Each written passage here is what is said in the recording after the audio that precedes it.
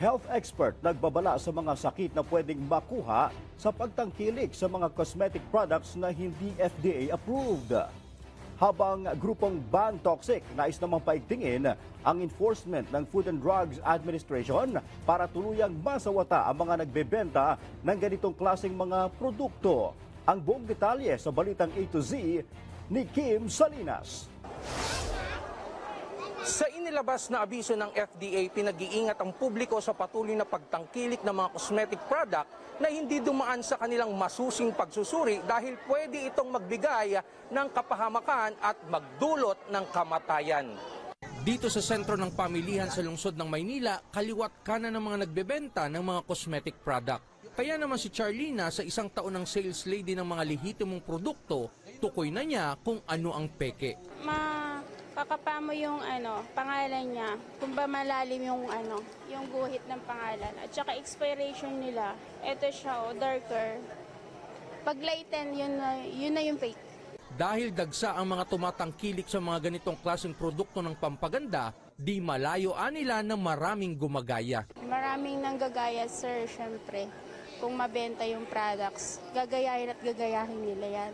Bagamat natutuwa ang grupong Ban Toxic sa paalala at abiso ng Food and Drugs Administration, may panawagan naman ang mga ito sa pamahalaan. Gumawa ng aksyon, magsagawa ng enforcement, post-marketing surveillance, and at the same time ay enforcement para talaga ma-prevent na yung pagbebenta nito. Ngayon kasi, hindi lang ito matatagpuan sa mga pampublikong pamilihan dahil mas talamak na ang bentahan nito sa mga online shopping app. Halos dadami na naman yung ganitong klase mga produkto, abot kamay na ng mga tao itong mga produktong ito, mas inaasahan talaga natin na mas maging visible sila. Patuloy din na sinusulong ng grupo na reviewin ang e-commerce law na saklaw ng DTI, FDA at DOH. Dito kasi sa JAWN na ito, mas binibigyan ng kapangyarihan yung gobyerno para kausapin yung mga online shopping platforms at papanagutin dito sa pagbebenta, especially kung mga prohibited,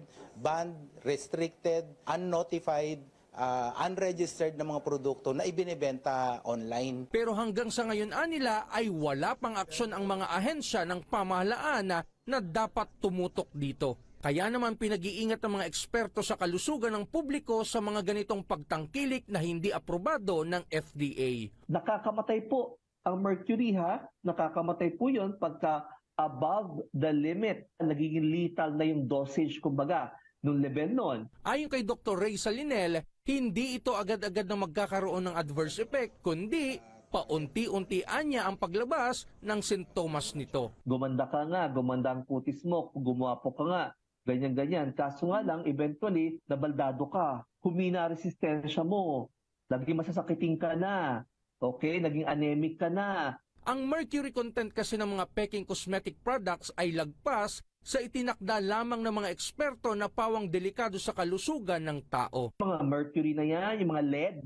Anak ko, sa mga epekto yun sa mga nerves natin, sa red blood cell natin, sa white blood cell natin, sa mga neurons natin, sa mga muscle natin. Naku, kidney po natin, liver po natin, maapektuhan. Pinapayuhan ng FDA ang publiko na huwag mag-atubiling magsumbong sa kanilang tanggapan kapag nakabili ng mga ipinagbabawal na produkto.